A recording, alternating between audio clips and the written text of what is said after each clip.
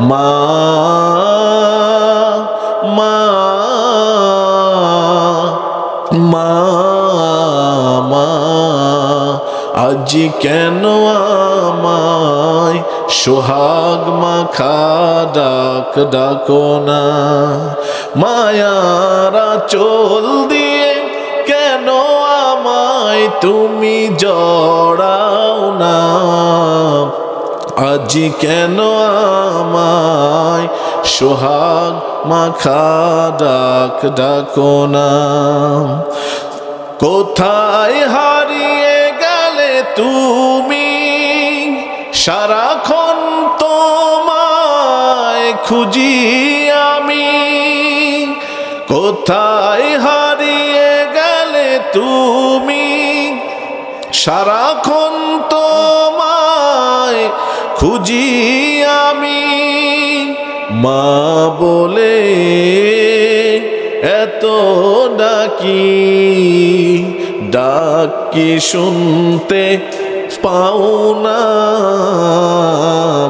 আজ কেন আমায় সোহাগ মাখা ডাক ডাকো না আজ কেন আমায় সোহাগ মাখা ডাক ডাকো না তোমার কথা মনে পড়লে বুকটা ভিজে যায় চোখের জলে মা বলে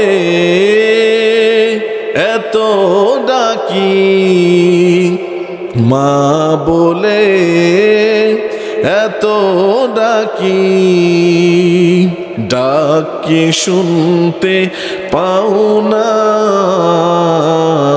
আজ কেন আমায় সোহাগ মাখা ডাক ডাকো না আউযু বিল্লাহি মিনাশ শাইতানির রাজিম বিসমিল্লাহির রাহমানির রাহিম ইন্নাল্লাহা ওয়া মালাইকাতাহু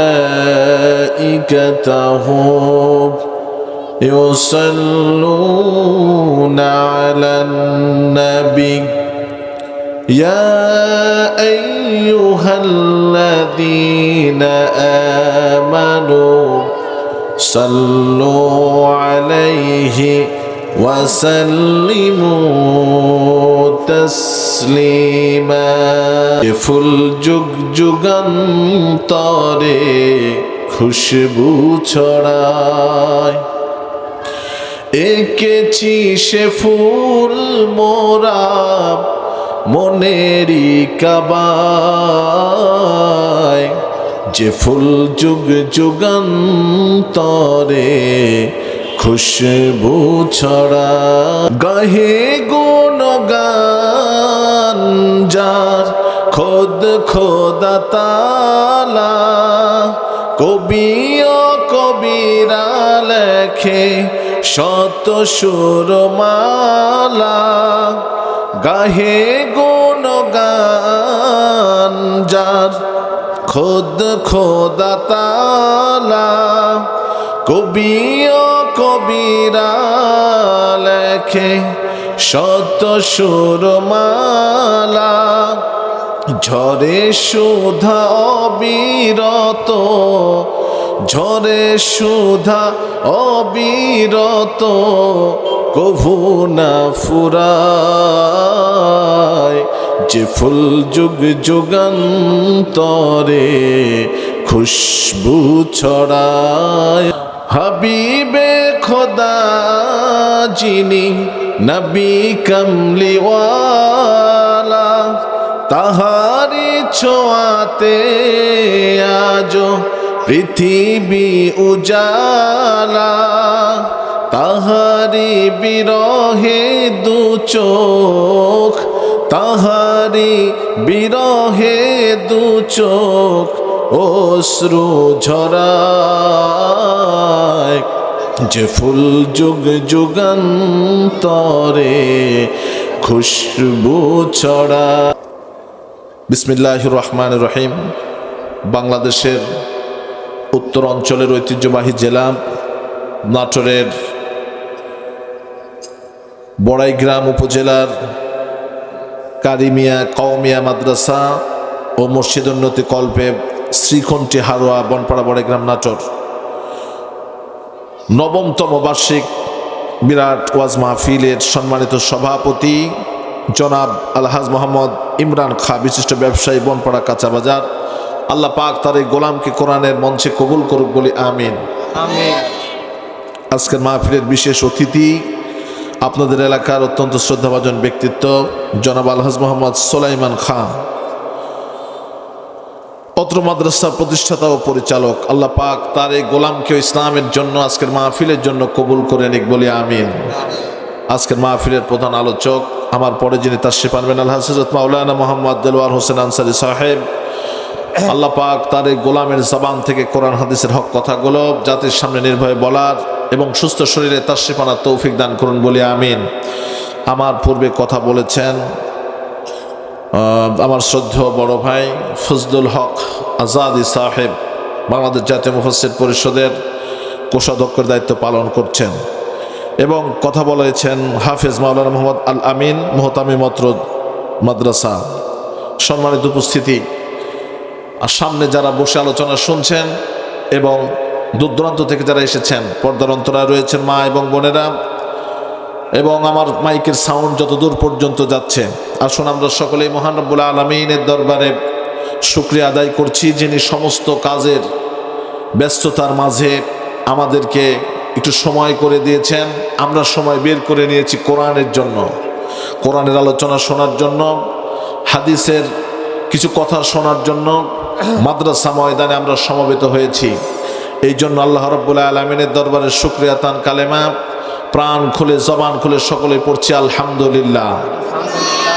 সকলে বলেন আল্লাহু আকবার, হামদান কাসীরান তাইয়িবান মুবারাকান ফিহে।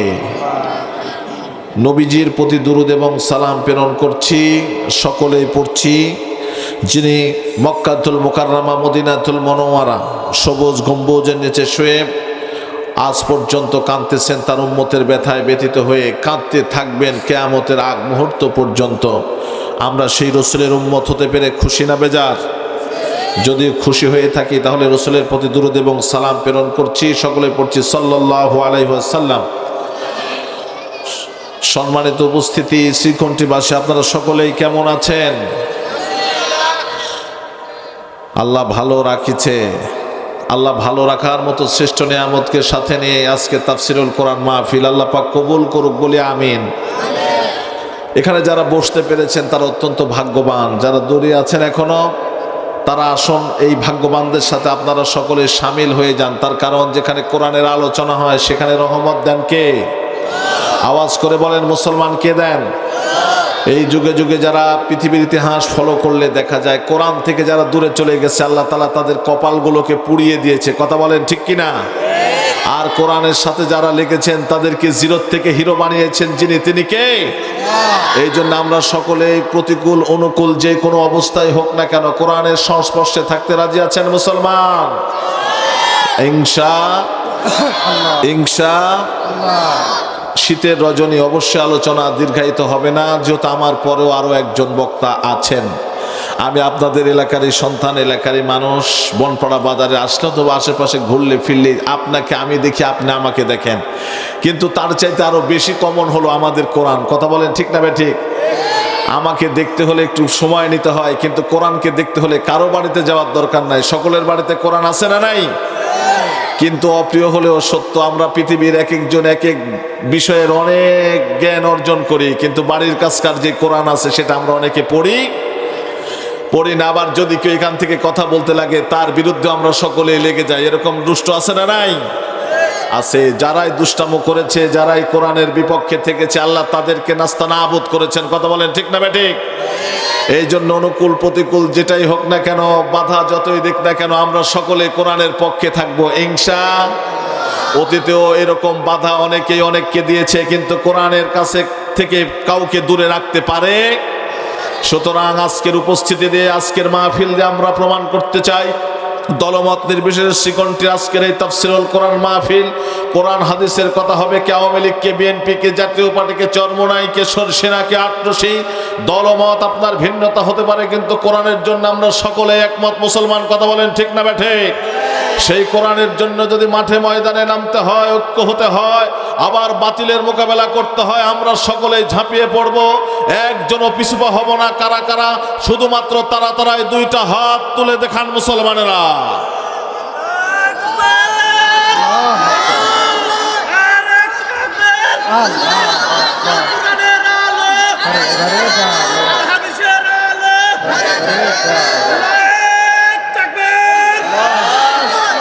হাত নামান। উপস্থিতি আমাদের যাই হোক না কেন, আমাদের ইমানের শক্তি সবচাইতে বড়। কথা বলেন ঠিক না ঠিক?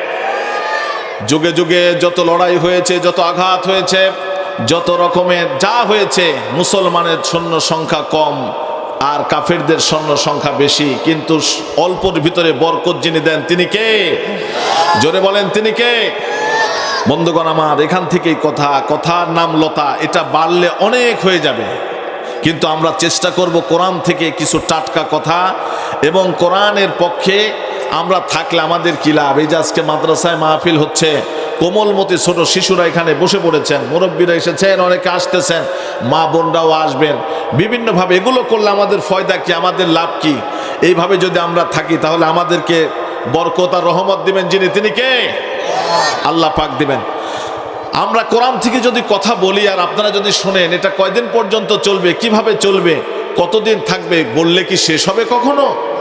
এটা শেষ হবে না। আল্লাহ পাক রব্বুল আলামিন সূরাতুল লোকমানের শেষের দিকে আমাদেরকে জানায় দিতেছেন, শেষের আয়াতের একটু উপরের দিকে আল্লাহ পাক আমাদেরকে বলছেন, ওয়ালাউ আন্নামা ফিল আরদি মিন শাজারাতিন আকলাম, যদি তোমরা ধরো, আন্নামা ফিল আরদি, দুনিয়ার জমিনের ভিতরে যতগুলো বৃক্ষ আছে, বৃক্ষ কম না বেশি? বৃক্ষ মানে গাছ, বৃক্ষ মানে কি? এই গাছ কম না বেশি? কম না বেশি?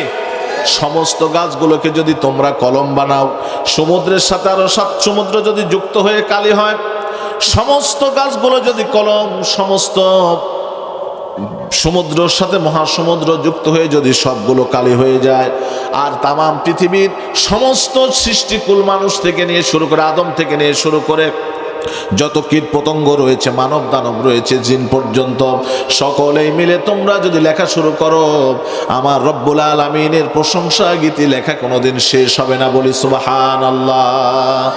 যদি সাগরের জলকে কালি করি, গাছের পাতাকে করি খাতা, একে একে লিখে যাই মহিমা তোমার, তবুও রবে না একটিও পাতা। যদি সাগরের জলকে কালি করি, গাছের পাতাকে করি খাতা, একে একে লিখে যাই মহিমা তোমার, তবুও রবে না একটিও পাতা। চিৎকার বর্ধনে সকলে বলেন সুবহানাল্লাহ, সকলে বলেন আল্লাহু আকবার। আল্লাহ পাক নিজেই বলছেন এটা লেখা শেষ করা যাবে না কখনো, তার কারণে বাণীটা কার? সকলে বলেন কার বাণী? কার বাণী? আল্লাহর বাণী। আল্লাহ দুনিয়াতে যখন দিয়ে দিলেন, দেওয়ার সঙ্গে সঙ্গে তিনি আবার এটাকে বলছেন এই পৃথিবীর কিছুই নয়, এই পৃথিবীর সমস্ত গ্রন্থের একজন রাইটার আছে। কোরআনের রাইটার কে? কোরআন কে লিখেছেন? আল্লাহ কোরআন লিখেছেন। কোরআনকে যদি বলা হয়, কোরআন তোমার নাম কি? কোরআন তখন বলবে আমার নাম কোরআন। কোরআন শব্দের অর্থ কি? অধিক পঠিত একটা কিতাব, যেই কিতাবটা দিনে পড়া হয়, রাতে পড়া হয়, শয়নে পড়া হয়, স্বপনে পড়া হয়, যেখানে যাবেন সেখানেই পড়া হবে। হেফজ যেখানে পড়া হয় সেখানে ছোট ছোট কোমলমতি শিশুর কণ্ঠে কোরআন আছে না নাই? আবার একটা বাড়ির ভিতরে কোরআন পড়ে, ফজরের নামাজ পড়ার পরে যখন দেখবেন আমার আপনার বাড়ির ভিতরে যে সকল মায়েরা রয়েছেন, তারা সুন্দর করে করে ফজরের পরে কোরআনটা খুলে খুলে পড়ে আউযু বিল্লাহি মিনাশ শাইতানির রাজিম বিসমিল্লাহির রহমানির রহিম আলিফ লাম মিম যালিকাল কিতাবু লা রাইবা ফীহি হুদাল লিল মুত্তাকিন আল্লাযীনা ইউমিনুনা বিল গায়বি ওয়া ইউকিমুনাস সালাতা ওয়া মিম্মা রাযাকনাহুম ইউনফিকুন। জোরে বলুন আল্লাহু আকবার। যালিকাল কিতাবু লা রাইবা ফীহি, এই কিতাবের মধ্যে কোনো সন্দেহ নাই, সংশয় নেই। এই কিতাবটা হলো মুত্তাকিনদের জন্য একটা পথ প্রদর্শক। মুত্তাকি কারা? আল্লাযীনা ইউমিনুনা বিল গায়ব, যারা নাকি না দেখে বিশ্বাস করেছেন। কাকে? আল্লাহকে। কি আমরা কেউ দেখতে পাই? আল্লাহকে কি দেখা যায়? আমরা আল্লাহকে দেখি নাই, আবার নবীকেও দেখি নাই, কিন্তু কোরআন পড়ে, হাদিস পড়ে, সাহাবীদের জীবনী পড়ে আমরা তা পেয়েছি, ঠিক কিনা? আমরা এগুলো পেয়ে আমরা ঈমান এনেছি। এর নাম ঈমান। ঈমানের তিনটা সূরত, তাসদিকু বিল কলব, ইকরার বিল লিসান, আমাল বিল আরকান। তিনটার সমন্বয়ে আপনার ঈমান হবে। এই ঈমান দিয়ে যখন আপনি থাকবেন, আল্লাহ রাব্বুল আলামিন তখন বলছেন, তোমরা যখন ঈমান নিয়ে আসবা, তখন ঈমান আনার সাথে সাথেই তোমাদের উপরে পরীক্ষার সিস্টেম আছে না নাই? যখন একটা ছাত্র পড়াশোনা করে না, তখন তার কি কোনো এক্সাম আছে নাকি? তখন তার কোনো এক্সাম নাই। কিন্তু মাদ্রাসায় ভর্তি করবে, ভর্তির সাথে সাথে কিছুদিন তাকে একটা বই পুস্তক দেওয়া হবে, কিছুদিন তাকে তালিম তালকিন দেওয়া হবে, কিছুদিন পরে বলা হবে তোমার এক্সাম হবে, তোমার সামনে পরীক্ষা আছে না নাই? আছে। ক্লাস ওয়ারি সব কিছু ওয়ারি তাকে পরীক্ষা নেওয়া হবে। আর এই পরীক্ষার মধ্যে যদি ভালো রেজাল্ট করতে পারে, তখন তার মার্কের দিক থেকে, তার গুণাগুণের দিক থেকে তাকে গ্রেডিং সিস্টেমে আগানো হয়, ঠিক না? ঠিক। রোল নাম্বার দেয়, 1 নাম্বার, 2 নাম্বার, 3 নাম্বার, এরকম করে করে আগায় দেয়। আবার এই কোরআনটা যারা শিখবে, এই কোরআনের একটা গ্রেডিং সিস্টেম আছে। আল্লাহ রাব্বুল আলামিন বলেন, ইকরাউ কোরআন, তোমরা কোরআন পড়ো, ফাইন্নাকা ইয়াতি শাফাআতু ইয়াউমাল কিয়ামাতি লিসাহিবিহি। আল্লাহু আকবার। এই কোরআনটা তোমরা শিখো, তার কারণ এই কোরআনটা যখন হাসরের ময়দানে, তোমরা কোনো বই, কোনো পুস্তক তোমাদের কাজে লাগবে না, কিন্তু এমন একটা সময় এই কোরআনটা তোমাদের জন্য শাফায়াত করে জান্নাতে নিয়ে যাবে। সুবহানাল্লাহ। কিতাবের ভিতরে এসেছে, হাদিসের কিতাবের ভিতরে এসেছে, হাসরের ময়দানে বান্দার পক্ষ থেকে 2টা আমল। কয়টা আমল? পিছনের লোকগুলো বলেন কয়টা? 2টা আমল বান্দার জন্য হাসরের ময়দানে শাফায়াত করবেন। 1 নাম্বার হলো সিয়াম, 2 নাম্বার হলো কোরআন। এই কোরআনটাকে যারা সামনে রাখবে, আল কোরআনু লাকা হুজ্জাত, এই কোরআনকে যারা সামনে রাখবে, কোরআনকে যারা মর্যাদা দিবে, কোরআনের পক্ষে যারা থাকবে, তাদেরকে কোরআন সরাসরি কদ্দাতু ইলাল জান্নাত, জান্নাতে নিয়ে যাবে। আল্লাহু আকবার। আবার যারা এই কোরআনের বিরোধিতা করবে, কোরআনের শাসনের কায়েম করবে না, কোরআনকে যারা মানবে না, কোরআনের আইনের বিরোধিতা করবে, কোরআনের শাসকদেরকে, কোরআনের পাঠকদেরকে ধরে ধরে পিঠে এরকম ডাকাত আছে না নাই? আমার নবী যখন কোরআন পড়েছে, তখন আবু জেহেল মেরেছে, কথা বলেন ঠিক না ঠিক? আবু বকর যখন পড়েছে, তখন আবু বকরকে মেরেছে, ঠিক না ঠিক? সলফে সালেহিন, তাবেঈন, তাবে তাবেঈনদেরকেও মারা হয়েছে। ভারত উপমহাদেশের ভিতরে যত মানুষ কালেমার দাওয়াত নিয়ে এসেছে, তাদেরকেও মারা হয়েছে। বাংলার জমিনেও কিছু কিছু মানুষেরাও মায়ের খেয়েছে না খায় নাই? কথা বলেন, খেয়েছে কি খায় নাই? মার খেয়েছে, কিন্তু আল্লাহর কোরআন তারা ছেড়ে দেয় নাই। মুসলমান, কথা বলেন ঠিক না ঠিক? সেই দিন যদি তারা মার খেত, মার খাওয়ার পর যদি এই পথটাকে ছেড়ে দিত, তাহলে আমরা কেউই মুসলমান হতে পারতাম না, ঠিক কিনা? মার খাওয়ার পরেও এখানে স্ট্যান্ড বাই নাও থেকে তারা বলেছে, জান থাকবে যতদিন, ঈমান থাকবে যতদিন, কোরআনের পক্ষে থাকবো ততদিন। আল্লাহু আকবার। সেই রকম ভাবে যদি মার আমার আপনার প্রতি আসে, জুলুম নির্যাতনের স্টিম রুলার যদি চালানো হয়, হে কারিমিয়াবাসী মুসলমানের, আপনারা কি সেই পথে থাকতে রাজি আছেন? সকলেই। জান চলে যায় যাবে, মান চলে যায় যাবে, কিন্তু আল্লাহর কোরআন রাসূলের সুন্নাত থেকে কেউ পিছু পা হব না। কারা কারা 2 হাত তুলে দেখাও মুসলমানেরা। লিল্লাহি তাকবীর, আল্লাহু আকবার, নারায়ে তাকবীর। আল কোরআনের আলো, আল হাদিসের আলো, দুনিয়ার মুসলিম হাত নামান। সম্মানিত উপস্থিতি, কোরআনের বিপক্ষে গেলে আমাদের সমস্যা আছে না নাই? কথা বলেন, আছে না নাই? আল্লাহ রাব্বুল আলামিন বলছেন ইন্নাহু লাকুরআনুন কারীম, নিশ্চয় হলো এটা একটা কিতাব। এটার নাম কি? এইটা একটা কোরআনুল কারীম। আমরা তখন বললাম এই কোরআনটা আমরা বুঝলাম এটা একটা কিতাব। এটা কে নাজিল করেছে?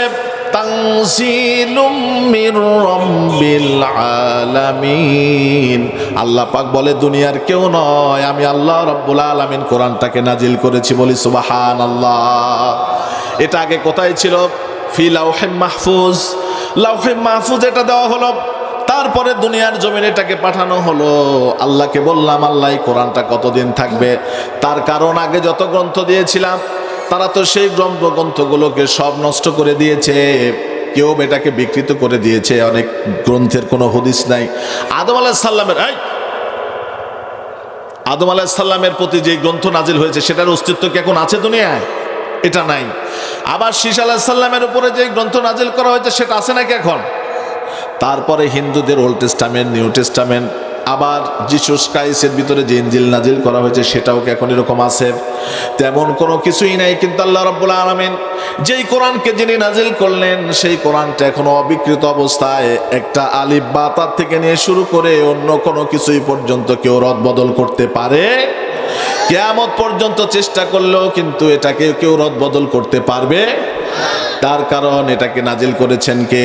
আল্লাহ। যুগে যুগে বিভিন্ন নাস্তিক, বিভিন্ন মুরতাদেরা এই কোরআনের ভুল ধরার জন্য এসেছিল, কিন্তু কোরআন পড়তে পড়তে ভুল ধরতে ধরতে মনের অজান্তে ইসলাম কবুল করেছে। লা ইলাহা ইল্লাল্লাহু মুহাম্মাদুর রাসূলুল্লাহ সাল্লাল্লাহু আলাইহি ওয়াসাল্লাম। ওমর ফারুক রাদিয়াল্লাহু তাআলা আনহুর সময় এক ব্যক্তি এসে বলছেন আমি কোনোদিন ইসলাম ধর্ম কবুল করব না। তো বলছে কেন ইসলাম কবুল করব না? আমি বিভিন্ন ধর্ম দেখেছি, তার ভিতরে দেখি বিভিন্ন ধর্মের ভিতরে বিভিন্ন গুজামিল দেওয়া যায়, তো মনে হয় ইসলামেও গুজামিল দেওয়ার সিস্টেম।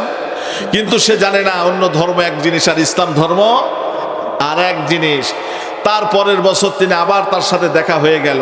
দেখা হওয়ার পরে তিনি দেখছেন যে ওই ব্যক্তিটা আবার এসেছে। তো বলছে তুমি ইসলাম ধর্ম গ্রহণ করো, তুমি মুসলিম হয়ে যাও। তো বলছে না আমি মুসলিম হব না, ইসলাম ধর্ম কবুল করব না। তারপরে একবার একটা মাহফিলের ভিতরে তিনি কিছু বই নিয়ে এসেছেন।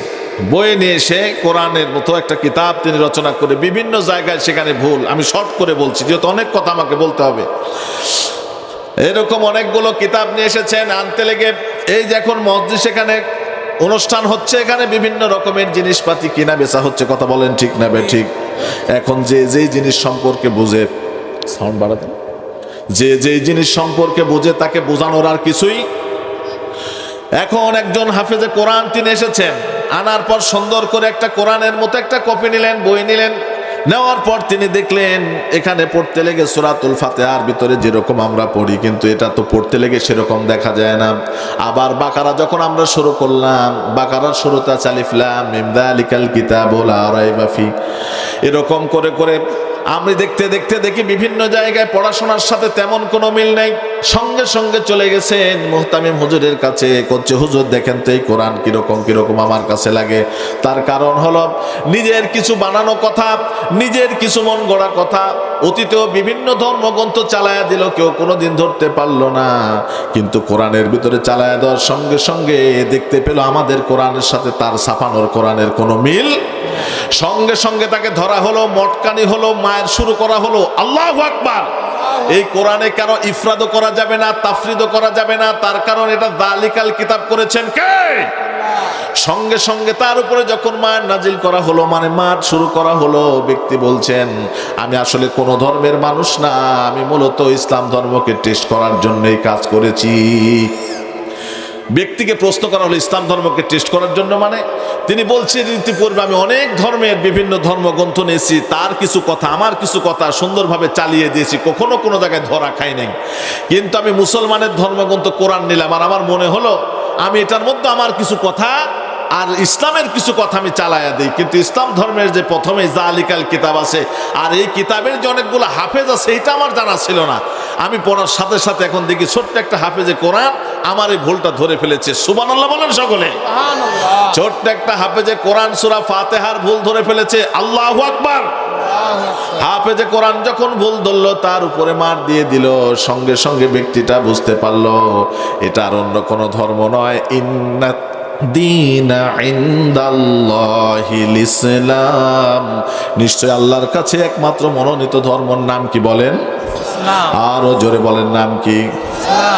আল কোরআনের সৈনিক আমি, নেই তো পরাজয়, এক আল্লাহর গোলাম আমি, এই তো পরিচয় আমার, এই তো পরিচয়।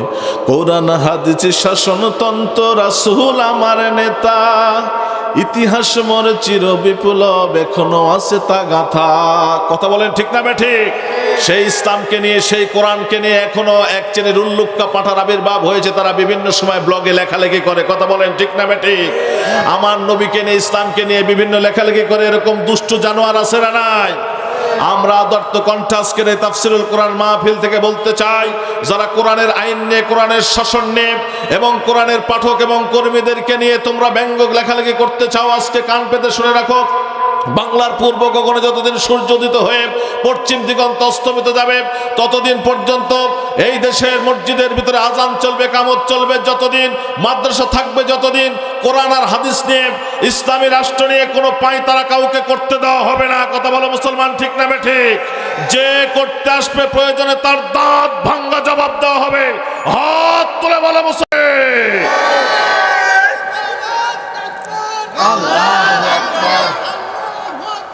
নারে তাকবীর, ঘরে ঘরে জালো, ঘরে ঘরে জালো, আল্লাহু আকবার। সম্মানিত উপস্থিতি, কষ্ট পাচ্ছেন আপনারা?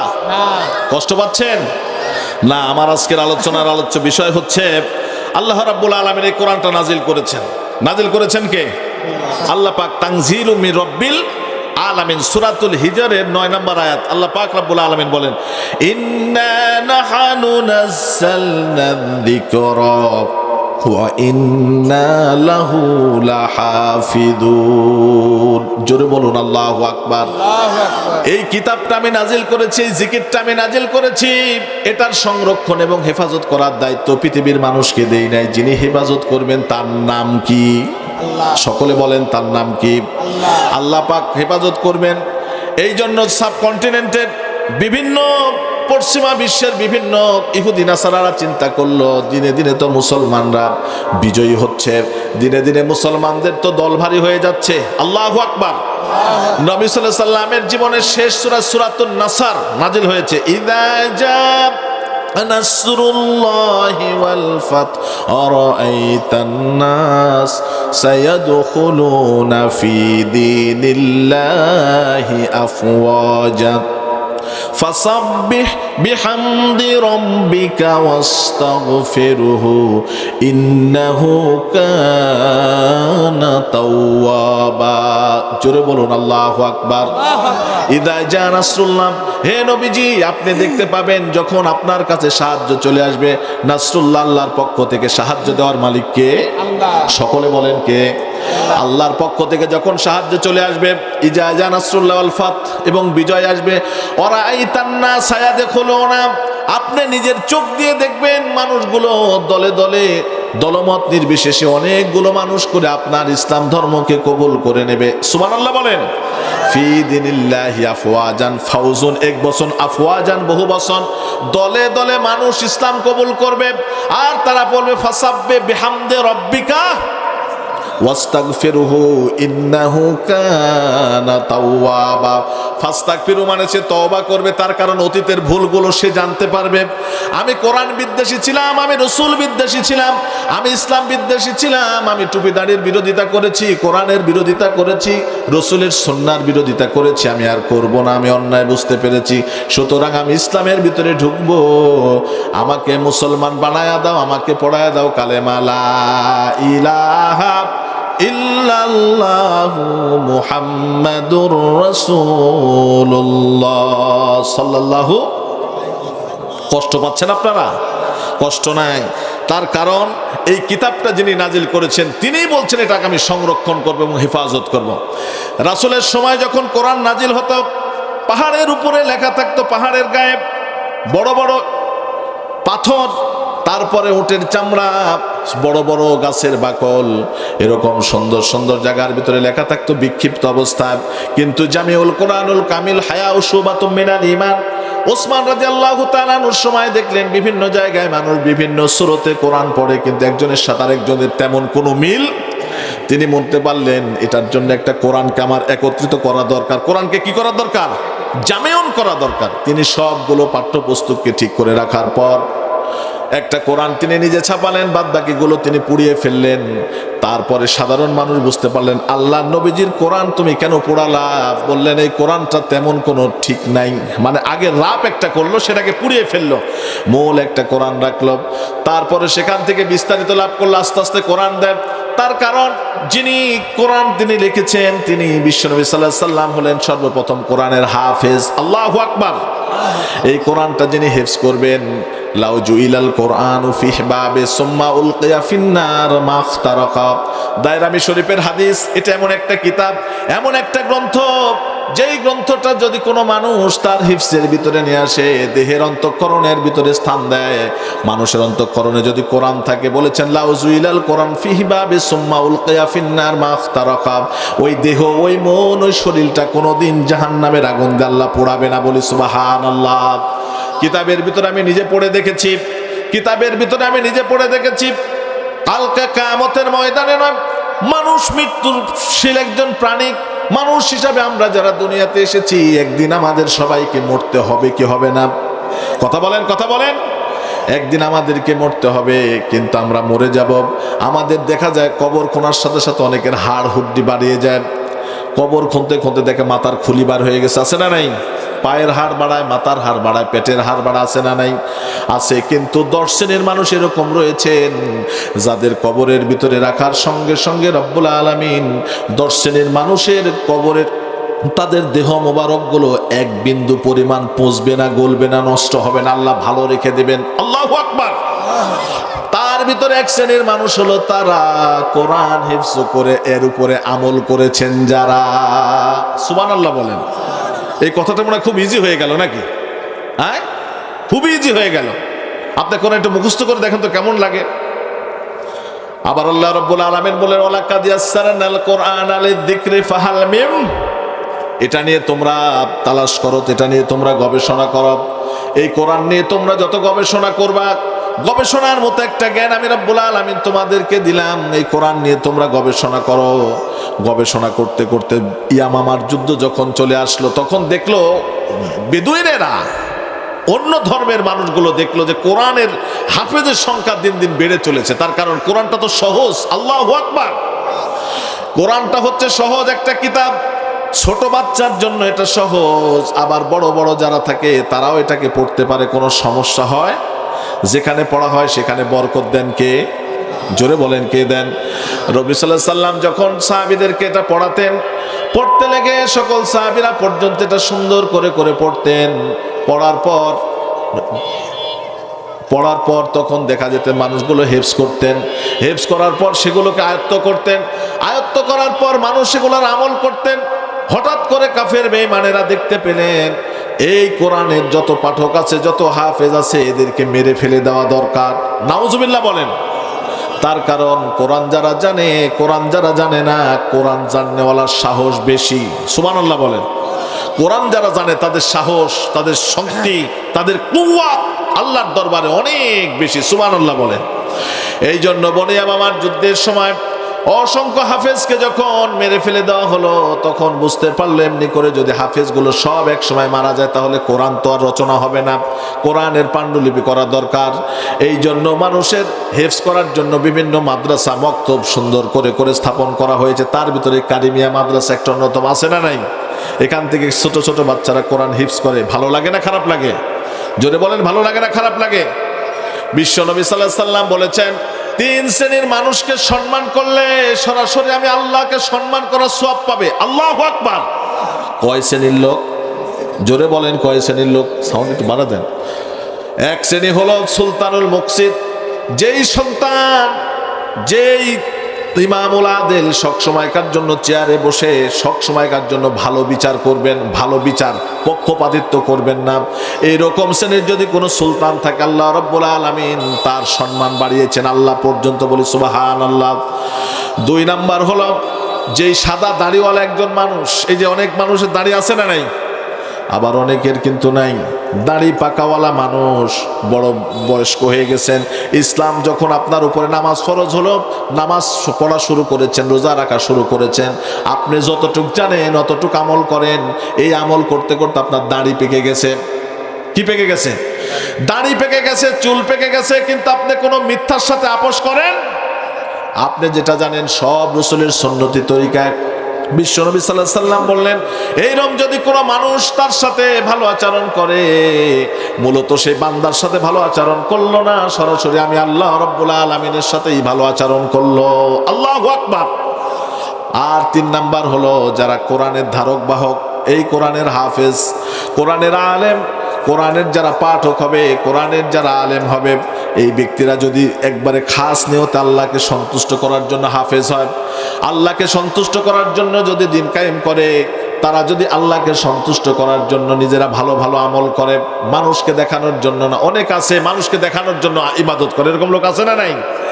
শুধুমাত্র আল্লাহকে সন্তুষ্ট করার জন্য যদি কেউ হাফেজ হয়, যদি কেউ কোরআনুল কারি হয়, কেউ যদি মুহাদ্দিস হয়, মুফাসসির হয়, এই ব্যক্তিকে যদি কোনো মানুষ সম্মান করে, আল্লাহ রাব্বুল আলামিনের রাসূল বলেছেন ওই ব্যক্তিকে সম্মান করার, আল্লাহকে সম্মান করা সওয়াব। জোরে বলি সুবহানাল্লাহ।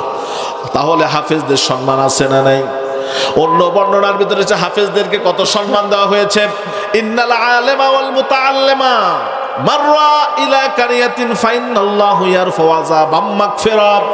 কোন এলাকার ভিতর দিয়ে যদি আল্লাহর কোন কোরআনের হাফেজ অথবা মসজিদের ইমাম হতে পারে, আলেম হতে পারে, কোন এলাকার মধ্যে দিয়ে যদি হেঁটে যায়, হাঁটে না এরকম ভাবে, হাঁটে না, অনেক হাফেজে কোরআন রাস্তা দিয়ে হাঁটে, অনেক মাদ্রাসার শিক্ষক রাস্তা দিয়ে হাঁটে। এই হাঁটতে লেগে যদি কোনো কোরআনের পাঠক অথবা কোরআনের কোন শ্রোতা, ইন্নাল আলেমা ওয়াল মুতাআল্লিমা, আলেমের কাছ থেকে যিনি শিক্ষা নেন তাকে বলা হয় মুতাআল্লিম। তাকে কি বলা হয়? মুতাআল্লিম বলা হয়। ইন্নাল আলেমা ওয়াল মুতাআল্লিমা ইযা মাররা আলা ক্বরিয়াতিন ফাইনাল্লাহু ইয়ারফাউ আযাবাম মাগফিরা তিলকাল ক্বরিয়াতিনা 40 ইয়াউম। বলেছেন একটা এলাকার মধ্য দিয়ে যদি কোনো বান্দা, কোরআন জাননেওয়ালা একজন মানুষ হেঁটে যায় কমসে কম 40 দিন পর্যন্ত, ওই এলাকার যদি কোনো কবরে আযাব হয়, রব্বুল আলামিন একজন আলেম হেঁটে যাওয়ার বরকত আল্লাহ পাক তা মাফ করে দেয়। বলি সুবহানাল্লাহ। এটা কোনো ডাক্তার হাঁটলে হবে নাকি? কোনো ইঞ্জিনিয়ার, কথা বলেন, কোনো শিল্পপতি, কোনো নেতা, কোনো চোর, কোনো বদমাস, কিন্তু কোরআনের একজন হাফেজ যদি হেঁটে যায়, হাফেজের পায়ের ধ্বনি হওয়ার সঙ্গে সঙ্গে কবরের আযাব মাফ করে দিবেন যিনি, তিনি কে? আরো জোরে বলেন কে? তাহলে সেই কোরআনের পক্ষে থাকার দরকার আছে না নাই? ইয়ামামার যুদ্ধের সময় অনেকগুলো হাফেজকে তারা মেরে ফেলে দিল, অনেক হাফেজকে। তারপরে তাদের চক্রান্ত হলো, তারপরে মাদ্রাসাগুলোকে ধ্বংস করে দাও।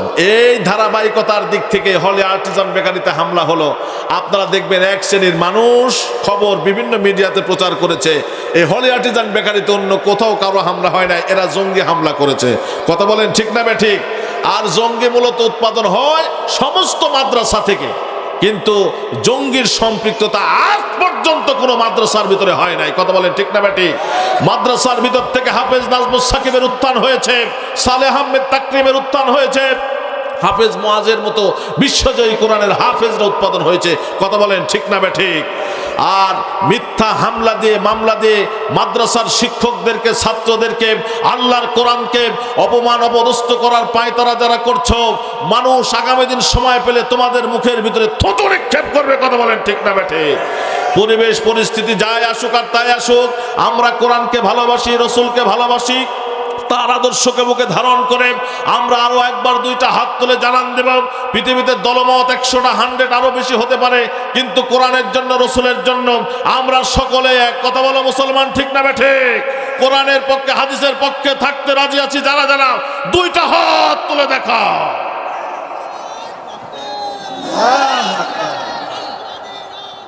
সংসদে জানো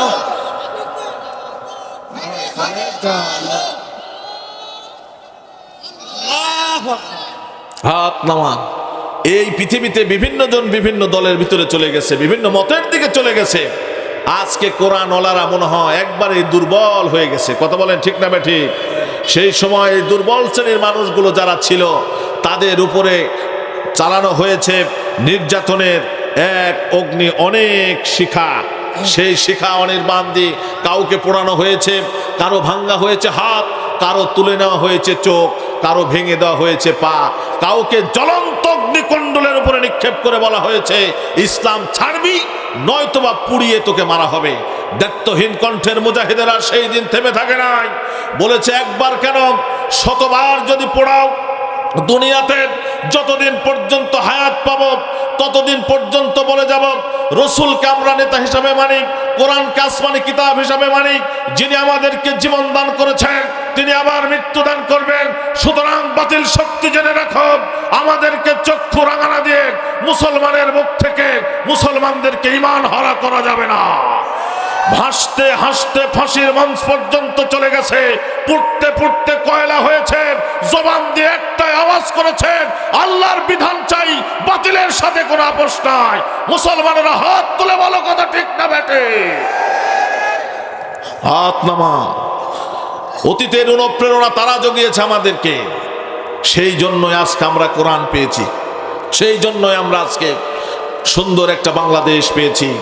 আমরা উপমহাদেশের মানুষগুলো আমরা সকলেই দলমত নির্বিশেষে কোরআনকে শ্রদ্ধা করি। কথা বলেন ঠিক? বিভিন্ন শ্রেণীর রাজনৈতিক দলের মেহমান থাকতে পারেন, কেউ ব্যক্তিগতভাবে এই পীরের মুরিদ, ওই পীরের মুরিদ, এই দলের লোক, ওই দলের লোক আছে না নাই? না, সকলে এক দলের লোক আছে, ভিন্নতা আছে, কিন্তু দেখেন কি সুন্দর আশ্চর্য মিল। কোরআনের জন্য ডাক দেওয়া হয়েছে আমরা সকলেই সমান, ঠিক কিনা বে ঠিক? এই যে মসজিদে নামাজ পড়লাম, সব শ্রেণীর মানুষ, ছোট্ট একটা বাচ্চা আমাদের পাশে এসে দাঁড়িয়ে গেল, ঠেলাঠেলির কোনো সিন। আবার বৃদ্ধ মানুষটাও পিছনে দাঁড়ায়, সামনের কাতারে আছে, তাকেও ঠেলাঠেলির কোনো সিস্টেম। বিশ্বনবী সাল্লাল্লাহু আলাইহি সাল্লামের একজন জলিলুল কদর সাহাবী, অত্যন্ত গরিব মানুষ, তিনি নামাজে দাঁড়ায় গেলেন, আরেকজন সাহাবী একটু সরে দাঁড়ালেন। বিশ্বনবী সাল্লাল্লাহু আলাইহি সাল্লাম দুইজনকে একত্রিত করলেন আর বললেন, মসজিদ এমন একটা জায়গা যেখানে কারো কোনো ফারাক নাই, তুমিও যেটা পড়বা গরিবও সেটা পড়বে। একই তাসবিহ দিয়েছেন কে? জোরে বলেন, জোরে বলেন, কে দিয়েছেন? আল্লাহ পাক দিয়েছেন। এই জন্য কোরআনের যেখানে শাসন থাকবে, রাসূলের আদর্শ থাকবে, সেখান থেকে মানুষকে সরানোর কোনো ভিন্নতা। আর আমি নবী দুনিয়াতে এসেছি এই জন্য যাতে তোমরা সব ভেদাভেদ ভুলে সব মানুষ একত্রিত হতে পারো, সব ভেদাভেদ। এখন দেখবেন বড় লোকের বাড়িতে গরিবকে দাওয়াত দেওয়া হয় না, অনেক বড় লোকের বাড়ি আছে না নাই? তবে মনে হয় শিরকুন্ডিতে এরকম নাই। বড় লোকের বাড়িতে বড় অনুষ্ঠান করে, বড় বড় মানুষদেরকে দাওয়াত করে। বিশ্বনবী সাল্লাল্লাহু আলাইহি সাল্লাম বললেন, গরিবরা বড় লোকের 500 বছর পূর্বে জান্নাতের মেহমান হয়ে যাবে। আল্লাহু আকবার। এই জন্য তাদেরও কোনো হতাশ হওয়ার কোনো কারণ নাই। আল্লাহ রাব্বুল আলামিন বলছেন, শোনো শোনো, এই কোরআনটাকে যারা মানবা, কোরআনটাকে যারা ধরবা, কোরআনটাকে যারা মানবা, কোরআনের সাথে যারা থাকবা, তাদের সম্মানটাকে আমি আল্লাহ পাক বাড়িয়ে দেব। কোরআনটা আমলে রাখলে, এই কোরআনটাকে যদি সামনে কেউ রাখে, কোথায় রাখতে হবে? মাথার ভিতরে করে রাখে। কোরআনটা শিখলে হবে না, কোরআন শিখে অনেকেই কোরআনের উপর আমল করে না। জীবনের শুরুতে মাদ্রাসায় পড়ে, কিন্তু শেষ জীবনে দেখে তার আর আমল নাই। মাদ্রাসার শিক্ষা গ্রহণ করে অনেকে আবার নামাজ সহ্য পড়তে পারে না, নামাজ থেকে গাফেল হয়ে যায়, এরকম লোক আছে না নাই? এই জন্য কোরআন শিখতে হবে এবং আমল করতে হবে। ওয়ান জাবের বিন আব্দুল্লাহ রাদিয়াল্লাহু তাআলা আনহু, আল কোরআনু শাফিআ ওয়াল মুশাফফিহা ওয়া মাহিলু মুসাদ্দিকা ফামান জালাউ ইমামাহু কদ্দাতু ইলাল জান্নাত। এই কোরআনকে যে পড়বা এবং কোরআন অনুযায়ী যদি আমল তুমি করতে পারো, এই কোরআনটা তোমাকে সরাসরি আল্লাহর জান্নাতে নিয়ে যাবে। বলি সুবহানাল্লাহ। ওমান খালফাকা যাহারাহা কদ্দাতু ইলান নার। খালফাকা মানে যে যদি পিছনে রাখে। এই যে কোরআনের আওয়াজ হচ্ছে, তাফসির হচ্ছে, আপনি কোরআনকে ডিজনার করার জন্য আপনি কিন্তু এখানে এসে বসলেন না। আমি জানি না আপনার মনের অবস্থা কি, কিন্তু সাহাবীরা যখন একটু কোরআনের আলোচনা হতো, সঙ্গে সঙ্গে সব কাজ ছেড়ে দিয়ে তারা এসে কোরআন শুনতো। তার কারণ পৃথিবীতে এমন কোনো কিতাব নাই যেটা শুনলে আপনার গুনাহ মাফ হয়ে যায়, আছে নাকি? কিন্তু আপনি যদি কোরআনের একটা হরফ পাঠ করেন, সঙ্গে সঙ্গে 10-10টা নেকি দিবেন। যিনি তিনি কে? জোরে বলেন, কে দিয়ে দিবেন? আবার যদি আপনি সেটা পড়তে পারেন, আবার আপনি যদি শোনেন, তারপরেও গুনাহ, কানের গুনাহ মাফ করে দিবেন কে? আল্লাহ মাফ করে দিবেন। যেন কানে শুনি সদা তোমারই কালাম, হে খোদা চোখে যেন দেখি শুধু কোরআনের আয়াত, শোনো আমার মোনাজাত। একটু পড়া যাবে? শোনো শোনো ইয়া ইলাহি, শোনো শোনো ইয়া ইলাহি আমার শোনো আমার মোনাজাত, তোমারই নাম জপে যেন হৃদয় দিবস রাত, শোনো আমারই মোনাজাত। জোরে বলুন আল্লাহুম্মা আমিন। সালাসাতুন নাজারা ওয়াশিয়াও, হাদিস শুনলে অবাক হয়ে যাবেন। তিনটা জিনিসের দিকে তাকাবেন, আপনার সওয়াব দিয়ে দিবেন যিনি তিনি কে? তিনটা জিনিস, দুনিয়াতে জিনিসের কি অভাব আছে নাকি? আপনি যদি কুত্তার দিকে তাকান সওয়াব পাবেন আপনি, একটা বড় ভালো বাড়ির দিকে তাকান সওয়াব পাবেন আপনি। আপনি যদি মনে করেন সুন্দর একটা ফুল, এখানে একটু তাকায় সওয়াব আছে নাকি? কিন্তু হাদিসের ইবারত বলছে সালাসাতুন নাজারা আশিয়াও, তিনটা জিনিসের দিকে তাকাবেন, আপনার আমল নামায় সওয়াব দেওয়া হবে। তার এক নাম্বার হলো সালাসাতুল ইলান নাজারাতু ইলাল কাবা। আপনি যখন কোনো কাবার দিকে তাকাবেন, কাবার দিকে তাকানোর সাথে সাথে আপনার আমল নামায় সওয়াব দিবেন কে? তাহলে এক নাম্বার কি? নাকি বাবা? কাবা। আরো জোরে বলেন, কাবা। দুই নাম্বার হলো নাজারাতু ইলাল মুসহাব। এই কোরআনকে মুসহাব বলা হয়। কোরআনকে কি বলা হয়? এই কোরআনের দিকে আপনি তাকাবেন, যখন তাকে আপনি একটা হরফ পড়বেন, মান কারা হারফাম মিনাল কিতাব ফালাহু আশরুম বিআমসালিহা, আল্লাহু আকবার। আপনি একটা হরফ তেলাওয়াত করবেন, সঙ্গে সঙ্গে আল্লাহ রাব্বুল আলামিন আপনার আমল নামায় 10-10টা করে নেকি লিখে দিবেন। সুবহানাল্লাহ বলেন। আবার ছোট্ট ছোট্ট এরকম কিছু সূরা দেওয়া হয়েছে, যে ছোট্ট সূরা আপনি একবার পাঠ করবেন, কোরআনের 1/3 সওয়াব আল্লাহ আমল নামায় দিয়ে দেবে। সুবহানাল্লাহ বলেন। একজন সাহাবী আসছেন আর বলছেন, হুজুর আমি বিবাহ করতে চাই, কি করবে? এখানে বিবাহ করেন এরকম যুবক আছে না নাই? হ্যাঁ, সালাউদ্দিন বিয়ে করছো তুমি? সালাউদ্দিন আগে অবিবাহিত ছিল, এখন বিয়ে করছে। বনপড়া মাদ্রাসার ছাত্র, অত্যন্ত ভালো, আমার স্নেহ বান্ধব। বিয়ে করুন এরকম একজন হাত তুলে দেখাও তো দেখি। যে আমার ভাগনা করে নাই। আচ্ছা যাই হোক, বিবাহ করতে হবে। বিবাহ কি করতে হবে? করে ফেলতে হবে, সময় হয়ে গেলে বিবাহ করতে হবে। একজন সাহাবী বলছে, হুজুর আমার তো টাকা পয়সা নাই, কিন্তু খুব ইচ্ছে করে একটু বিয়ে করি। কত মানুষ এই শীতের সময় বউ নিয়ে থাকে, কত কাজ কারবার করে, রান্না বাড়া করে, খুনসুটি করে, গল্প গুজব করে, আমি একা একা থাকি, মজা পাই না। সুবহানাল্লাহ বলেন। বিয়ে করলে ভালো, বউ থাকলে যে কত মজা, যার বউ আছে সেই বুঝে। এটা নতুন করে বোঝানোর কিছু নাই, কথা বলেন ঠিক কিনা? তার কারণ যাদের বউ নাই তারা তো এই জিনিস বুঝবে না। হ্যাঁ, বুঝবে না। এই রাসূল সাল্লাল্লাহু আলাইহি সাল্লাম তিনি বলছেন যে তুমি বিবাহ করবা, তাহলে তোমার তো মোহর দেওয়া দরকার। যে বলছে আমি এমন একটা গরিব মানুষ, আমার মোহর দেওয়ার মতো কোনো সামর্থ্য নাই। সাউন্ড নাই তো, সাউন্ড নাই।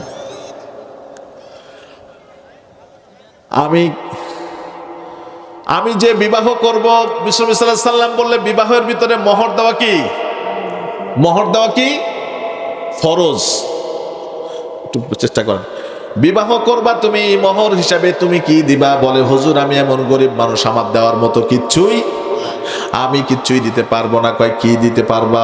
কয় দেওয়ার মতো কিচ্ছু নাই, পরনে যে লুঙ্গি আর গায়ে দেওয়া যে জামা, এই ছাড়া আমার আর কিচ্ছু নাই। কিন্তু মনে চায় একটা সুন্দরী মহিলা নিয়ে জীবন যাপন করি। আপনি তো রাহমাতাল লিল আলামিন, আপনি তো ফিরাইয়া দিবেন না। আপনার কাছে বিভিন্ন লোক, আপনার কাছে অনেক আমানত থাক, আপনাকে অনেক আপনি শুধু মুখ দিয়ে বলবেন অমুকের মেয়ের সাথে বিবাহ, আমার মনে হয় আমার হয়ে যাবে, জীবনটা আমার খুলে যাবে। সুবহানাল্লাহ বলেন। সকল সাহাবীগুলা নিজের চাইতে, নিজের বাবা মার চাইতে, সবকিছুর চাইতে বেশি ভালোবাসতেন মুহাম্মদ সাল্লাল্লাহু। নবী সাল্লাল্লাহু আলাইহি সাল্লাম তাকে জড়িয়ে ধরলেন। জড়িয়ে ধরার পর বললেন, উপস্থিত জনতার ভিতরে এরকম কি কেউ আছো যে এই সাহাবীকে বিবাহ করতে ভালোবাসবে বা আবদ্ধ হতে? একজন মহিলা হাত উঠাইছে। সুবহানাল্লাহ বলেন। তার কারণ আমাদের জন্মের থেকেই আমাদের যিনি স্ত্রী হবেন ইনাকেও সৃষ্টি করেছেন কে? ইয়া আইয়ুহান নাস তাকু রাব্বাকুমুল্লাযী খলাকাকুম মিন নাফসিন ওয়াহিদা ওয়া খালাকা মিনহা যাওজাহা ওয়া বাসসা মিনহুমা রিজালান কাতীরান ওয়ান নিসা ওয়াত্তাকুল্লাহ আল্লাযী তাসালুনা বিহি ওয়াল আরহাম ইন্নাল্লাহা কানা আলাইকুম রাকীবা। সূরাতুন নিসার প্রথম আয়াত। আল্লাহ রাব্বুল আলামিন বলেন, ও মানব মণ্ডলী তোমরা সকলেই শোনো, ওয়াত্তাকুল্লাহ কাকে ভয় করো? মিন নাফসি খালাকাকুম মিন নাফসিন ওয়াহিদা, এক আদম থেকে তোমাদের সবাইকে বানালাম, মিনহুমা রিজালান কাসীরান ওয়ান নিসা, তারপর তোমরা একে একে তোমাদেরকে আমি বিভক্ত করলাম, ছেলে হলো মেয়ে হলো, মেয়ে হলো ছেলে হলো, হতে হতে আমি আস্তে আস্তে গোটা পৃথিবীর ভিতরে যতজন মানুষ আছে মূলত প্রথম দিক থেকে দেখলে সকলেই তোমরা আদমের সন্তান। কথা বলেন ঠিক না ঠিক? এই জন্য তোমরা আল্লাহকে ভয় করো, মিনহুমা রিজালান কাসীরান ওয়ান নিসা ওয়াত্তাকুল্লাহ আল্লাযী তাসাআলুনা বিহি ওয়াল আরহাম, আল্লাহকে ভয় করো আর আরহাম যাদের সাথে আছে তাদেরকে গুরুত্ব দিতে হবে। আল্লাহু আকবার। আরহামের গুরুত্ব একটু পরেই বলা হবে। নবী সাল্লাল্লাহু আলাইহি সাল্লাম বললেন, তোমরা একই কাতারে ছিলা।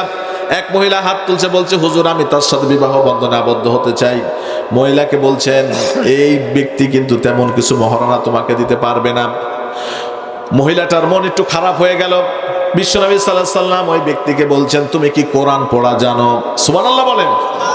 তুমি কি কোরআন পড়া জানো? বলে, একটু একটু জানি, বেশি জানি না। কি জানে? একটু একটু জানি আমি। কি জানো? বিশ্বনবী সাল্লাল্লাহু আলাইহি সাল্লাম বললেন, তুমি ওই সূরাটা পড়ো তো দেখি। কোরআনের অর্ধেক কোন সূরা? বলেন তো দেখি কোরআনের অর্ধেক কোন সূরা? ইদা সুলসিলাতিল আরদু জিলসালাহা ওয়া আখরাজাতিল আরদু আথকালাহা ওয়া ক্বালাল ইনসানু মা লাহা ইয়াউমাইযিন তুহাদ্দিসু আখবারাহা। জোরে বলুন আল্লাহু আকবার। কোরআনের অর্ধেক যখন বলা হলো, জিকির করি লা ইলাহা, দাও পানি দাও। এরকম হচ্ছে কি?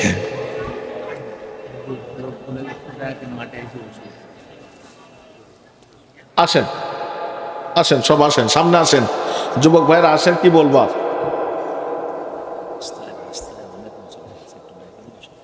আসেন মেহেরবানি করে, যারা রাস্তায় দাঁড়িয়ে আছেন বাবাজিরা আমার, কোরআনের খেদমতে চলে আসেন।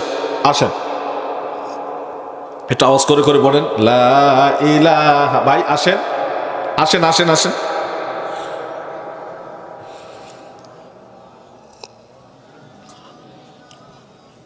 একটু জোরে জোরে জিকির করি লা ইলাহা।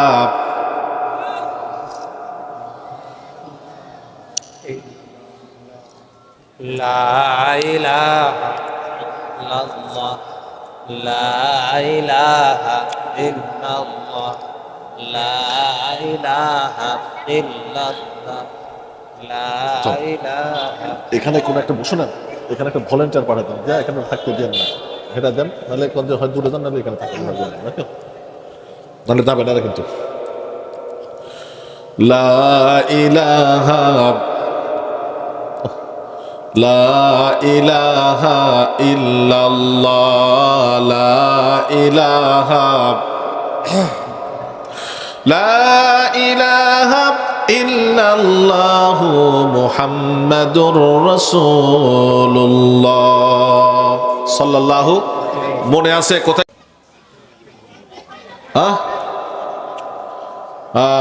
সব শেষ। কোরআনের অর্ধেক কোন সূরা? কোরআনের অর্ধেক কোন সূরা? সূরাতুল। বিশ্বনবী সাল্লাল্লাহু আলাইহি সাল্লাম বলছে, তুমি কি নাকি পড়তে পারো? বলছে ক্বালা নাম, কুলু ইকরা, পড়ো তুমি। তখন তিনি পড়লেন ইযা যুলজিলাতিল আরদু জিলজালাহা ওয়া আখরাজাতিল আরদু আথকালাহা ওয়া ক্বালাল ইনসানু মা লাহা ইয়াউমাইযিন তুহাদ্দিসু আখবারাহা ইলা আখিরিল আয়াত। নবী সাল্লাল্লাহু আলাইহি সাল্লাম বলল, তুমি কি কোরআনের 1/3 সূরা জানো নাকি? বলছে 1/3 আবার কোন সূরা? বিশ্বনবী সাল্লাল্লাহু আলাইহি সাল্লাম তখন বললেন, যাদের জানা আছে পড়েন, কুল হুয়াল্লাহু আহাদ আল্লাহুস সামাদ লাম ইয়ালিদ ওয়া লাম ইউলাদ ওয়া লাম ইয়াকুল লাহু কুফুয়ান আহাদ। জোরে বলুন আল্লাহু আকবার। নবী করিম সাল্লাল্লাহু আলাইহি ওয়াসাল্লাম বললেন কোরআনের 1/4 অংশ তুমি জানো নাকি? বললেন 1/4 অংশ আবার কি? বিশ্বনবী সাল্লাল্লাহু আলাইহি ওয়াসাল্লাম তখন বললেন পড়ো যাদের জানা আছে, ইদা জাআ নাসরুল্লাহি ওয়াল ফাত أرأيت الناس يدخلون في دين الله أفواجا فسبح بحمد ربك واستغفره إنه كان توابا। জোরে বলুন আল্লাহু আকবার। বিশ্বনবী সাল্লাল্লাহু আলাইহি ওয়াসাল্লাম কোরআনের সার অংশ তুমি জানো নাকি? বলছে সার অংশ কি? কয় উম্মুল কিতাব তুমি জানো নাকি? কিতাবের মা। নবী করিম সাল্লাল্লাহু আলাইহি ওয়াসাল্লাম তখন তার জবান থেকে বললেন যাদের জানা আছে আমরা পড়ি আলহামদুলিল্লাহি রাব্বিল আলামিন আর রহমানির রহিম মালিকি ইয়াউমিদ্দিন ইয়্যাকা না'বুদু ওয়া ইয়্যাকা নাস্তাঈন ইহদিনাস সিরাতাল মুস্তাকিম সিরাতাল্লাযীনা আন'আমতা আলাইহিম গায়রিল মাগদুবি আলাইহিম ওয়ালাদ-দাল্লিন। জোরে বলুন আল্লাহুম্মা আমিন। বিশ্বনবী সাল্লাল্লাহু আলাইহি ওয়াসাল্লাম এগুলো দেখলেন, নাচ শুনলেন, ফালাক শুনলেন, সব কিছু শুনলেন। শোনার পর দেখলেন সাহাবী মোটামুটি এগুলো সব জানেন।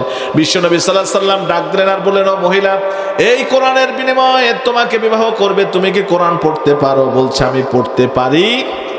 কয় তোমার স্বামী তোমাকে কোরআন শেখাবে বাসর রাতে, এটাই তোমার জন্য হাদিয়া, এটাই তোমার জন্য মোহর। আল্লাহু আকবার। এখানে কোরআনের দাম কমলো না বাড়লো? জোরে বলেন, বাড়লো না কমলো? কোরআনের দাম বেড়ে গেল। বিশ্বনবী সাল্লাল্লাহু আলাইহি ওয়াসাল্লাম এই জন্য বলছেন এই কোরআনটা তোমরা পড়বা, কোরআনটা শুনবা, তাহলে সওয়াব দিবেন কে? কয় জিনিসের দিকে তাকালে সওয়াব? 1 নাম্বার কি? কাবা। আরো জোরে বলেন। কাবা।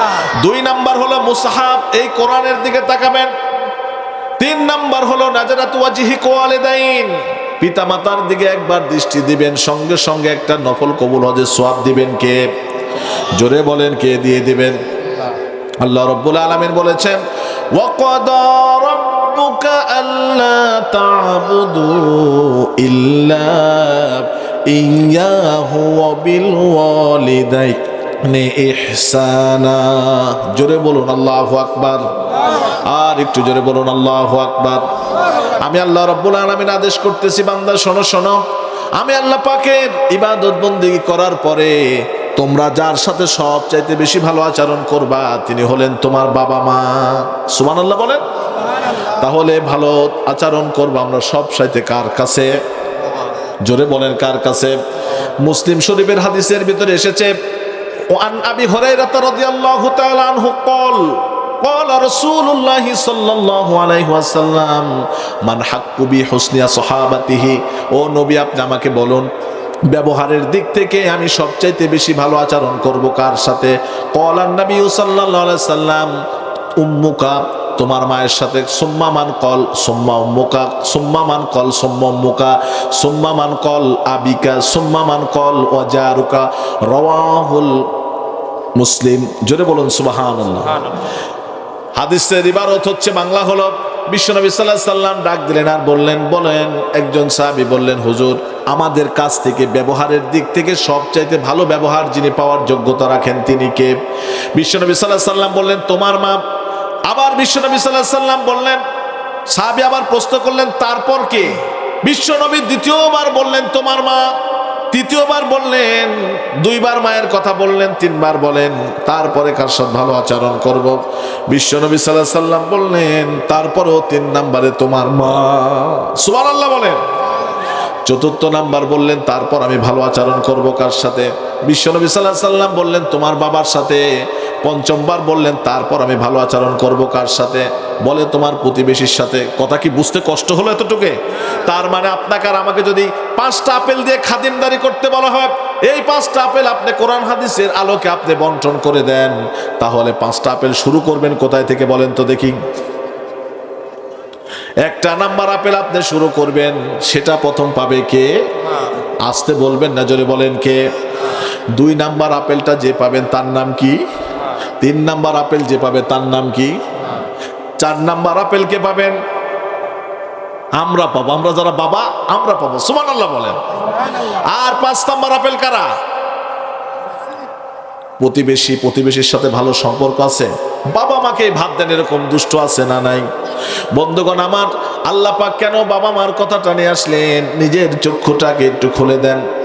বিশ্বনবী সাল্লাল্লাহু আলাইহি সাল্লামের দরবারে একজন সাহাবী আসছেন আর বললেন, ইয়া নবীজি, আপনি তো বিশ্বনবী সাল্লাল্লাহু আলাইহি সাল্লাম জিহাদের ময়দানে যাওয়ার জন্য সাহাবীদেরকে প্রস্তুতি নিচ্ছেন। নবী করিম সাল্লাল্লাহু আলাইহি সাল্লাম বলছেন, জান্নাতে যদি যেতে চাও তাহলে আসো তোমরা আমার সাথে জান্নাতে যাবে, তোমরা জিহাদে শরীক হয়ে যাও। সকল সাহাবীগুলো বাড়ির ভিতর থেকে প্রস্তুতি নেওয়ার জন্য আসতেছেন। কেউ বা যাচ্ছেন বাবাকে বলতে, কেউ বা যাচ্ছেন মাকে বলতে, কেউ বা যাচ্ছেন স্ত্রীকে সান্ত্বনা দেওয়ার জন্য। কিন্তু সকলে সবাইকে বলে, একজন মাত্র সাহাবী ছিল, তার দুনিয়াতে 2 জন ছিল বৃদ্ধ পিতা মাতা। তিনি বলছেন, ইয়া রাসূলুল্লাহ, আমি বাবা মার কাছ থেকে বিদায় আনতে যাই।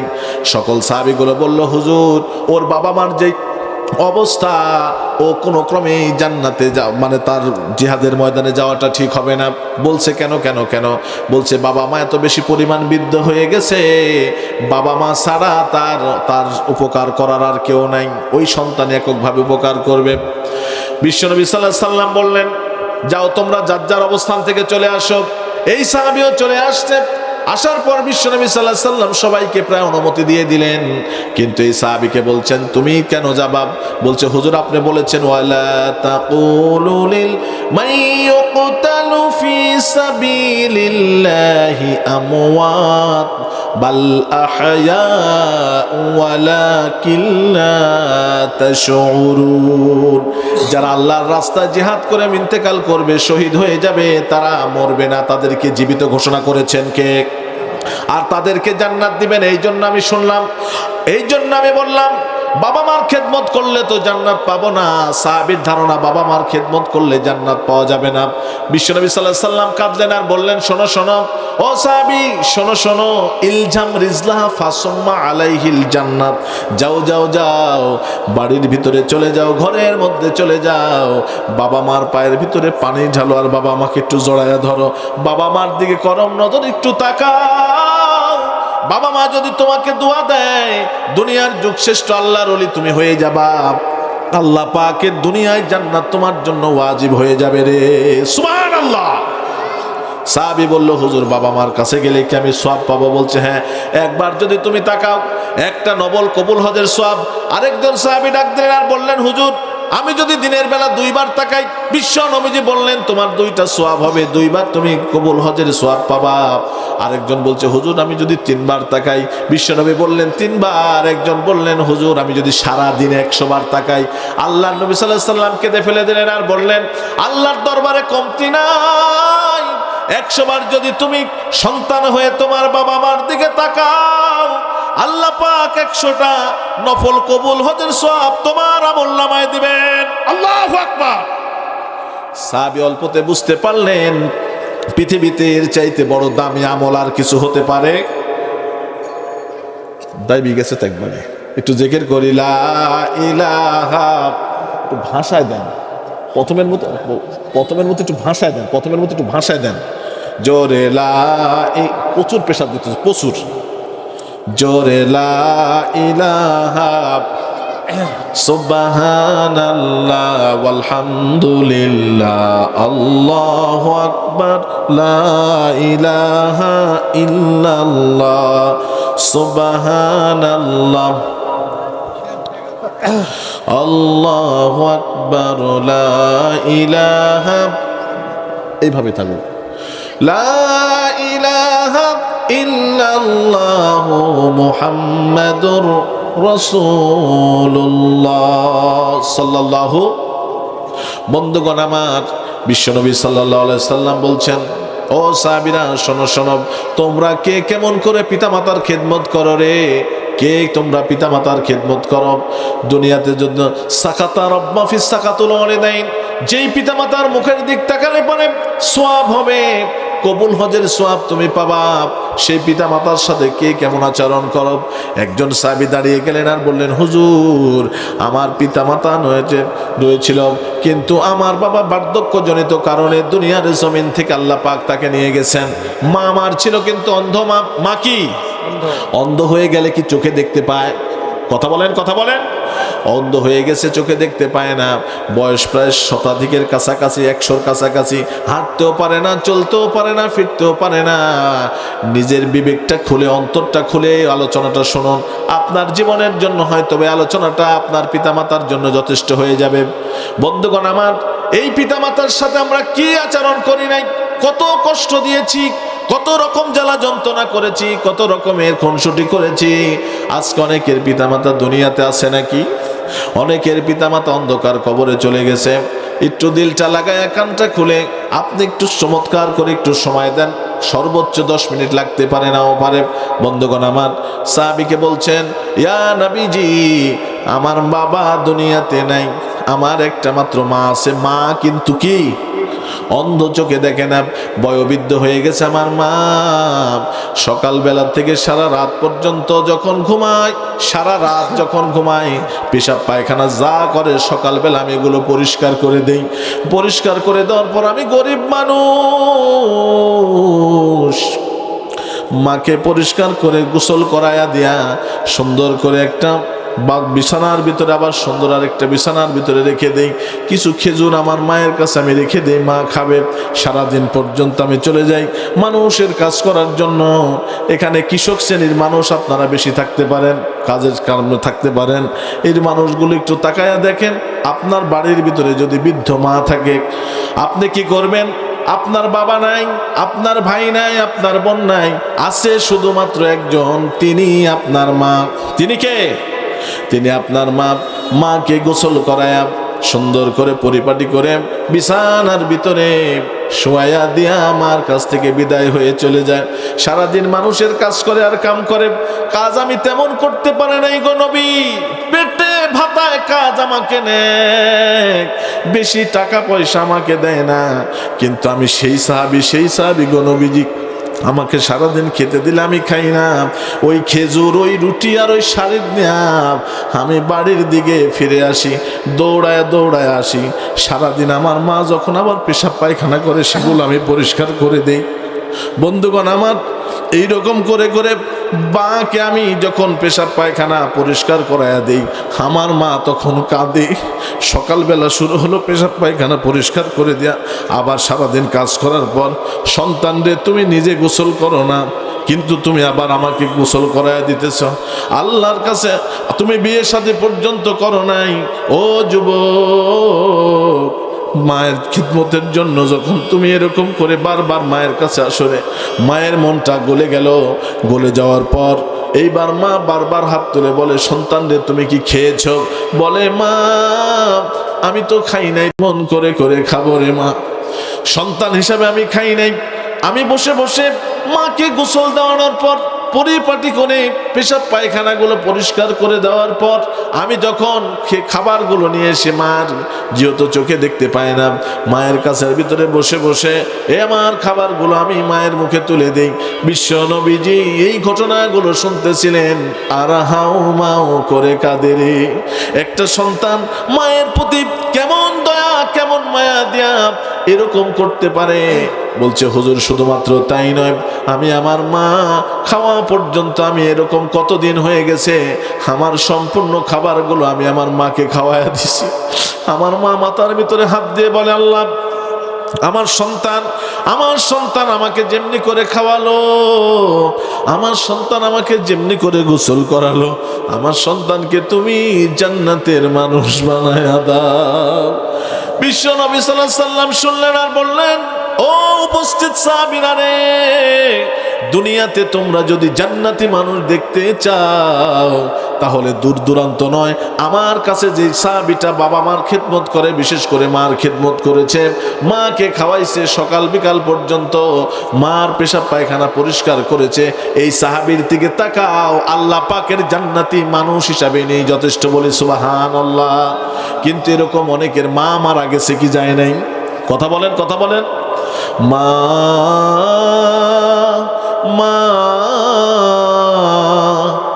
মা মা আজ কেন আমায় সোহাগ মাখা ডাক ডাকো না মায়ারা চোল দিয়ে কেন আমায় তুমি জড়াও না আজ কেন আমায় সোহাগ মাখা ডাক ডাকো না কোথায় হারিয়ে গেলে তুমি সারাক্ষণ তোমায় খুঁজি আমি কোথায় হারিয়ে গেলে তুমি সারাক্ষণ তোমায় খুঁজি আমি মা বলে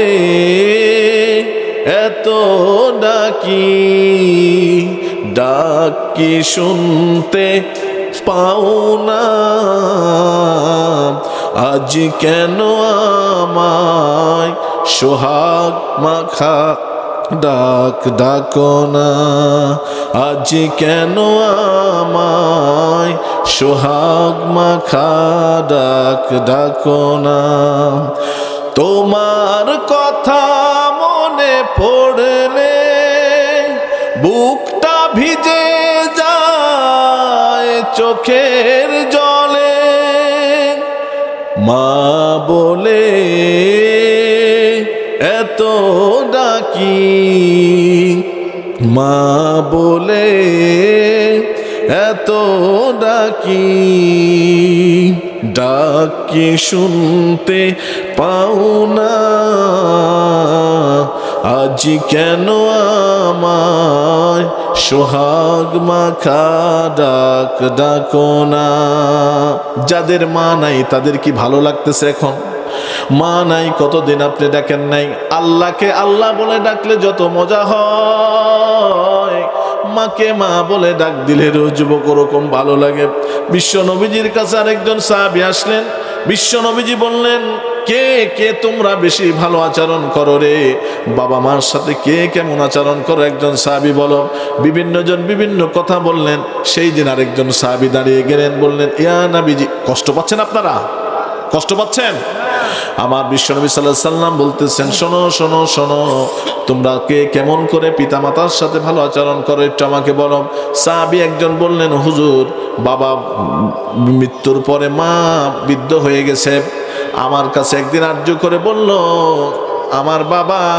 দুনিয়ার জমিনের ভিতরে অনেক সুন্দর করে অনেক আরামায়েশ করে আমাকে বড় করেছে কিন্তু বাবা চলে গেছে অন্ধকার কবরে আমি মা দুনিয়ার জমিনের ভিতরে রইলাম কিন্তু আমি মা হিসাবে যখন দুনিয়ার জমিনের ভিতরে আছি রে বাবা আমিও বৃদ্ধ হয়ে গেছি কিন্তু আমার জীবনের শেষ স্বপ্ন ছিল আমি আমার স্বামীর সাথে আমার সন্তানের সাথে হজ করব জোরে বলেন কি করব হজ করব কিন্তু আমি বয়োবৃদ্ধ হয়ে গেছি এখন তো আমি যেতে পারি না ইয়া নবীজি আমি শুধুমাত্র আমার মায়ের কথা রক্ষার কারণে আমি চিন্তা করলাম আমি জীবনে অন্য যাই করি আর তাই করি আমি একজন পাপী মানুষ আমি একজন বদকার মানুষ আমি একজন বদ স্বভাবের মানুষ কিন্তু আমি বাবা মাকে বেশি ভালোবাসি আমি বাবা মাকে বেশি ভালোবাসি রে এই জন্য বাবা মা যখন আমাকে মা বললেন আমি হজ করার অভিপ্রায় ইচ্ছা পোষণ করেছে তখন আমি আমার সন্তানকে নিয়ে আমার মাকে নিয়ে সংকল্প করলাম মা আমরা ইনশাল্লাহ হজে যাব তুমি আমার জন্য দোয়া করো সুবহানাল্লাহ বলেন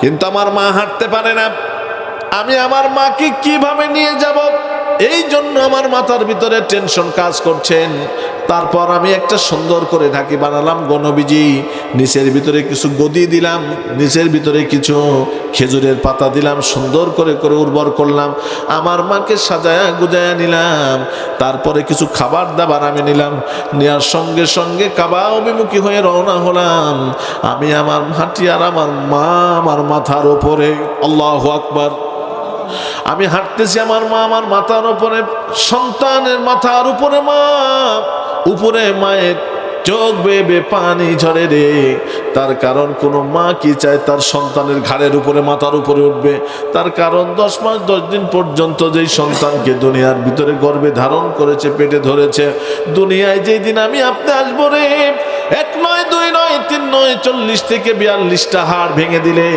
একটা মানুষের যত কষ্ট হয়, একটা মা যখন একটা সন্তানকে প্রসব করে রে, এর চাইতে অনেক কষ্ট সহ্য করতে হয়। মেডিকেল সায়েন্স প্রমাণ করে পৃথিবীর যদি কোনো পুরুষকে এই রকম কষ্ট দেওয়া হতো তাহলে পৃথিবীর সমস্ত পুরুষগুলো হার্ট ফেল করে মারা যেত। কিন্তু মায়ের আত্মা, মায়ের হার্ট, মায়ের অন্তর এত বেশি কোমল, এত বেশি পরিমাণ সফট। আল্লাহ রাব্বুল আলামিন একটা সন্তানকে গর্ভধারণ করার পর যত সম্মান, যত ইজ্জত দান করেছেন, মা এই কষ্টটা সহ্য করতে পারে। বলি সুবহানাল্লাহ, আরো জোরে বলি সুবহানাল্লাহ। মাকে এইবার ডালির মধ্যে করে নিয়ে সুন্দর করে করে চলে গেলেন, হাঁটতে হাঁটতে চলে গেলেন, বাইতুল্লাহর কাছাকাছি গেলেন। ডাক দিয়ে বলে, মা তাকায়া দেখো, তুমি যেই হজ করার জন্য বাইতুল্লাহ আসতে চেয়েছিলে, আমি বাইতুল্লাহ শরীফের ভিতরে তোমাকে নিয়ে আসছি। মা তাকায়া দেখে, আহারে সেই বাইতুল্লাহ যা আমি হজ করার জন্য চেয়েছিলাম। সুবহানাল্লাহ বলেন। এইবার চতুর্দিক থেকে যখন তাওয়াফ করা শুরু করলো, বাইতুল্লাহ শরীফ তাওয়াফ করালাম, উকুফে আরাফা করালাম, মিনা মুজদালিফা করালাম, সব কিছু করানোর পরে নবী গো, মাকে নিয়ে আরাফার ময়দানে থেকে থেকে 2 সন্তান আর মা পর্যন্ত, মা আর বেটা মিলে দোয়া করেছি, বাবার জন্য দোয়া করেছি, রব্বির হামহুমা কামা রব্বায়ানি সগীরা ওয়া কুর রব্বির হামহুমা কামা রব্বায়ানি সগীরা। ও নবীজি, আপনার কাছে জানতে চাই, এত কিছু আমল করার পর, মাকে নিয়ে হজ করার পর, হাঁটতে হাঁটতে সব কিছু করার পর, এখন আপনি বলুন তো দেখি, আমি সন্তান হিসাবে কি বাবা মার হক আদায় করতে পেরেছে কিনা?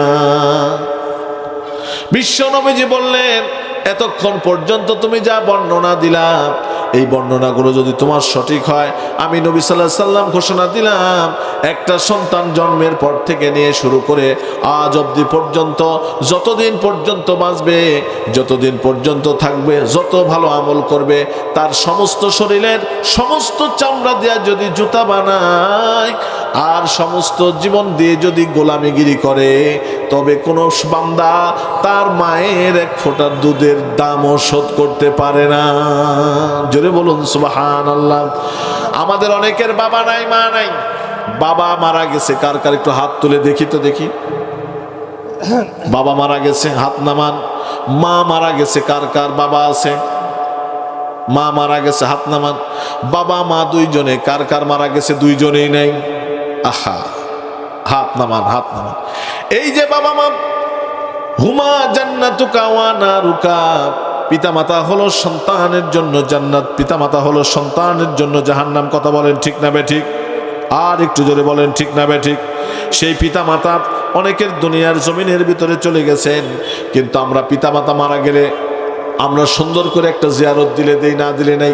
টেনে টুনে কিছু পরিবার আছে সুন্দর করে 40 পর্যন্ত দেওয়ার পরে আর কোনো খোঁজ নাই।